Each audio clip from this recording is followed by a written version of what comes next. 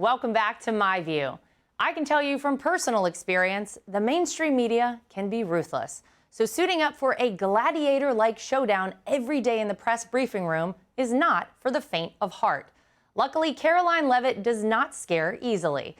The youngest ever White House press secretary made it clear in her first month on the job that this administration is one of truth and facts, not media bias.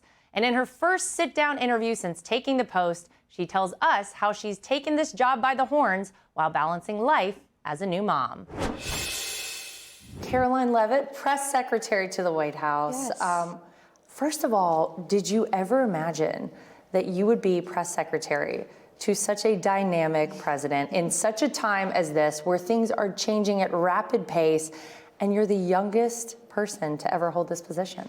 Yes, definitely never imagined this, but I love my job. I'm so honored and humbled to be the press secretary for President Trump, who, as you said, truly is the most dynamic president in our lifetimes. And it's such a blessing every day when I show up to this place, the beautiful White House, to work. I just thank God for the opportunity. We are fundamentally transforming our country for the better, truly restoring our government for the people, by the people, which is exactly what the American people elected President Trump to do. There's a lot to study up on. Yes. So before you enter that briefing room, you know you're going to face some hostile media. Yes. You know they're coming for you. How do you prepare for a moment like that? Well, first of all, I look forward to it, and I relish the opportunity to bring the truth and the facts to the podium. And unfortunately, the mainstream media has been blinded by this bias, this anti-Trump bias. And it's actually quite sad, because rather than dealing with people who are truly interested in journalistic integrity and finding out the truths and the facts, they're coming into that room with a preconceived narrative and bias. The president speaks the truth. He speaks his mind directly. It's just my job to prepare and figure out what the truth is versus what the fake news narratives are, and then just bring that to the podium. And we got to see the room where it all happens. Okay, here we are. This is it. This is where it all goes down. Yes. Wow. This is the briefing room. It's smaller than it appears on TV, actually. It definitely is smaller. Yeah. And then when you pack a whole bunch of press in here, it gets a lot smaller. Yeah, well, I can imagine coming up here for the first time, Yeah. having interned, having been through all that's happened in the past year, Yeah. the first briefing, that must have been a moment to look out here. It definitely was a moment, seeing just a sea of people who want to make me look bad. And it's just me, myself, and I up here. But it's an empowering moment. And you are, as you can tell, elevated. You are the leader of the orchestra. And in charge here. You're in charge, and just calling on, you know, the people you want to go to. And I have my staff who sit here, and I can feel their positive energy when I'm up here, like nodding their heads when I say good things. So that really helps to have them, you know, in here with me. But, you know, it's a lot of fun. This is where the fun happens in here. And you guys have expanded this for influencers. Yes. And where are they sitting? Are they in these chairs as well? So they're right here in this first seat, which has always been reserved for staff. We're working on a plaque for them to kind of give them some dignity that they deserve. But that's the new media seat. So every briefing we've invited an influencer, a podcaster, an independent journalist who works for a news organization, and a legitimate news organization that is not represented by these seats here, which brings a more positive tone, and I think a more realistic tone with that first question. They ask things that I think people at home actually care about, which kind of sets the scene for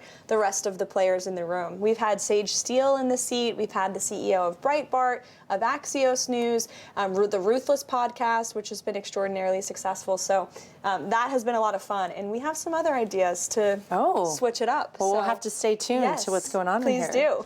Good afternoon, everybody. But making history at this podium may only be Karoline's second biggest moment of the past year. You started out as, you know, at the campaign. You started out as the spokesperson for the Trump campaign. Then you became a mom, right? And we're back on the job days after giving birth. Now you're the press secretary for the White House. Can you pinpoint a moment over the past year that's been the best? Well, there's been so many amazing moments, surreal moments. Obviously, the birth of my child is the best moment of my life and forever will be. And being a parent, I think through a very tumultuous campaign and becoming a mom for the first time really gave me great perspective on life and this crazy world of politics that we live in. You know, I want my son to grow up in a free America that we've studied and learned about in our classrooms, and you know, not this hatred that the left spews for our country. So it really does inspire you to be a little bit more passionate than you ever thought you could be. You know, being a mom, I think I can appreciate so much of what you just said. One of the reasons that I worked so hard was for my kids. You know, we're not doing it for ourselves, we're doing it for the future of this country.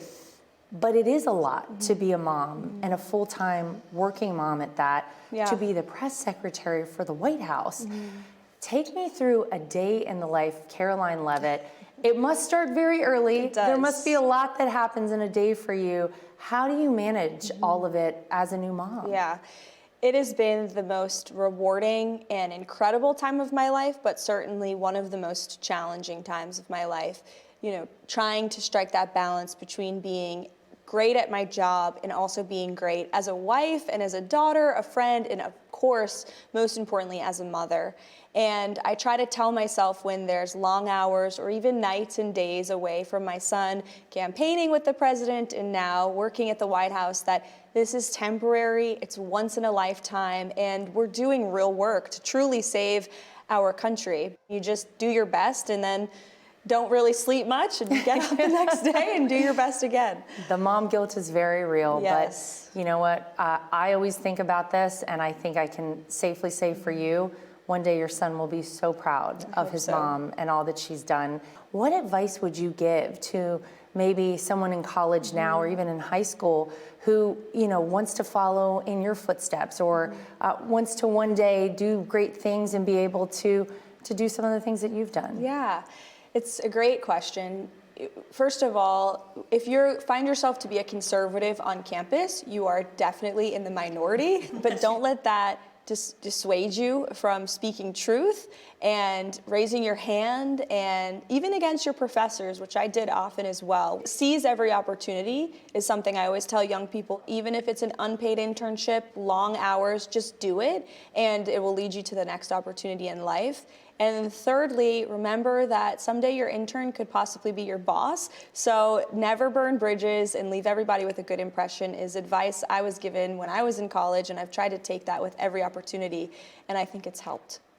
Well, that's good advice. That's very good advice. And as one of the strong women in the president's daily orbit, she has some unique insight into the commander-in-chief. Tell me one thing that would surprise people about how it is to work for Donald Trump. There's a lot of things. I think there's still so many misconceptions. I think the best thing about him that I've learned is he's a great listener, and he values the opinions of everybody in the room. And that's fascinating to me as the leader of the free world, that he cares what everybody in the room thinks. And something else I've noticed is he's so generous with his time. And sometimes it means we're running late throughout the day. Trump time here at the White House. Trump time's a real thing. Trump time is a real thing, but it's because he's so hospitable and generous with his time. This has been such a remarkable first couple weeks of this administration. Your position, you've done amazingly well at. What do you want people to remember you for as press secretary when you leave? Oh gosh, it's only been a month. So, you know, that's a question. Ask me in 4 years. But I hope that they'll remember this presidency, and I think they will, this entire administration, as delivering on exactly what President Trump promised he would do. And that makes all of our jobs and our lives so much easier every day because he is doing exactly what he said he was going to do. But it's just incredible to be part of an administration that, unlike so many presidencies before President Trump, we're actually doing what he promised the people. And as his press secretary, it makes my job a heck of a lot easier. There's no spin, there's no lies, it's all just truth, in facts, in results. And it's just so exciting to be part of it. Well, we appreciate all you do, and thank you for being with us. Thanks, Lara, and congrats on your new show. Thank you. It's going to be a hit. Best of luck to Karoline as she continues to absolutely kill it in the briefing room.